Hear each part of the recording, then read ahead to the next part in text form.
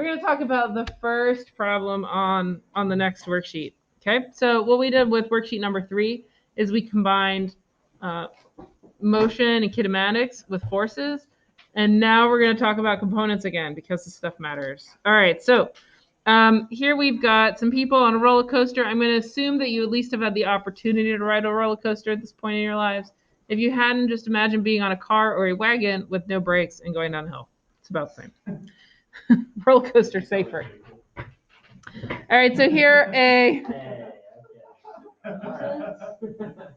Missed something. I want you to know I replaced my brake pads before the winter time. They work just fine. I slammed on them the other day when I wasn't paying attention, and there was a pedestrian in the road. What? I think I'm getting. Hopefully the pedestrian was fine. All right, so the first thing that we need to do, it says, you guys with me? It says the roller coaster, it has passengers and has a mass of 300 kilograms with the passengers. It's accelerating down a hill, and we can assume friction is so small that we can ignore it. Yay, ignoring some of the forces. So first thing I'm going to do is draw some lines that are parallel and perpendicular to the hill, so I can put my force diagram on it. So there we go. There's my axes. And then when I draw my force diagram, I'm going to have a force due to gravity that goes straight downward. I'm also going to have a normal force that's perpendicular to the hill. So here's my hill going this way. So normal force is going to push my cart up a little bit. There we go.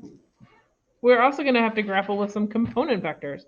And so in order to kind of get a grasp on those, remember what we need to do is look for the vector that is not on the axes and then draw a rectangle with that vector as the diagonal. So here I'm going to draw some lines that are parallel to my two axes, and that's going to make my rectangle. And my component vectors are going to be the force due to gravity that's going down into the hill. So I call that one FGY. And a component that goes down the hill, which I'm going to call FGX, because it's horizontal to the direction of travel for my people there. Lastly, I'm going to set up some angles here. So if I've got 55 degrees at the bottom of the hill, sorry, did I say 55? 65 degrees. That tells me that the angle up at the top between my force due to gravity and my force due to gravity that's horizontal, or FGX, has to be 25 degrees. There's my triangle that I'm going to work with. This one that's 25, I've got a right angle here, and then one that's parallel to my other axis. So there's my force diagram. Next, it says determine the value of the component of the gravitational force that is parallel to the hill. This one is FGX. I'm going to just recopy my triangle here a little bit. Here's FG, FGX, my other side. My angle in between the two is 25 degrees. And so we've done these before, right? If I want to know what that is, first I need to know FG. Since I have a 300 kilogram car, I know that that has to be minus 3,000 newtons, because it's 300 kilograms times minus 10 meters per second squared. To solve for this, I know that if I'm working with an adjacent leg, I need to use cosine. So cosine of 25 degrees equals FGX divided by 3,000 newtons. So FGX equals 3,000 newtons times the cosine of 25 degrees. So 3,000 times cosine 25. I got 2,719 newtons. Neat. To figure out my acceleration of my roller coaster down the hill, I'm going to need to use Newton's second law, force equals mass times acceleration. For this situation, we're going to be looking at the force that's pulling it down the hill, because that's the only part that matters. So our mass is 300 kilograms. The acceleration is 2,719 newtons.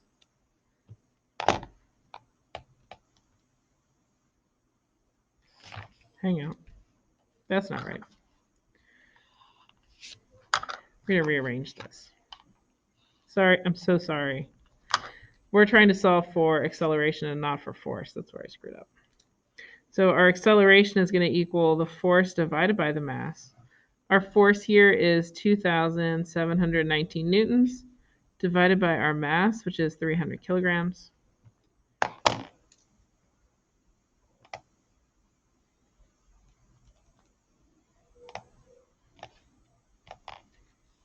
So we end up with an acceleration of 9.06 meters per second squared. I'm going to show you guys something else that's cool.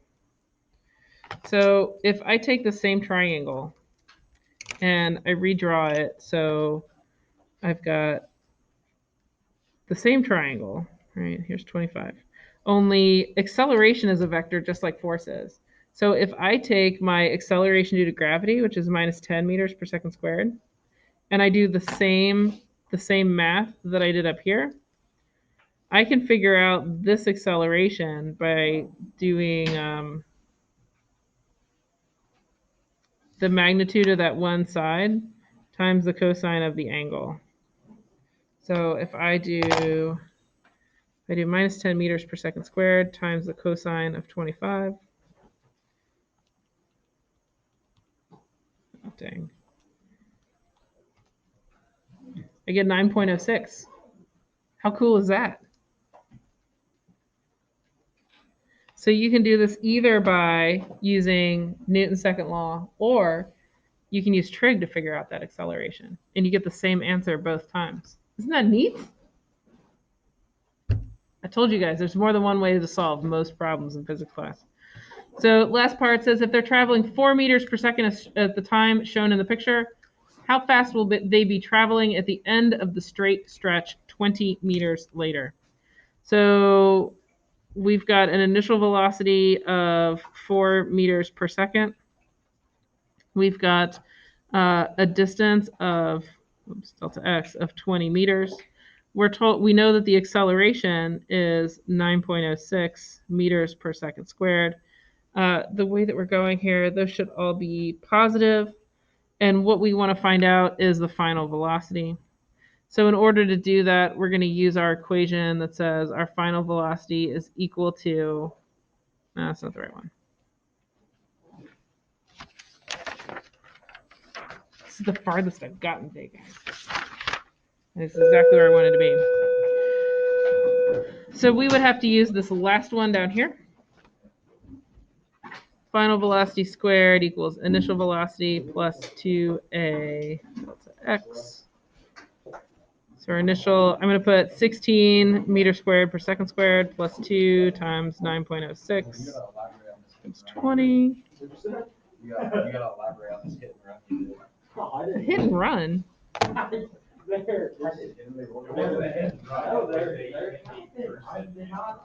did not hit and run. I almost hit and ran. There's a big difference.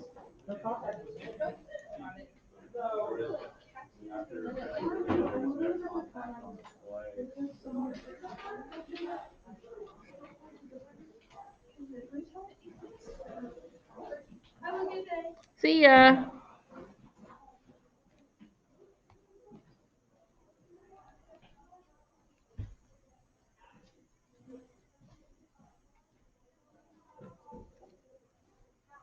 So the last one should be 19.4 meters per second.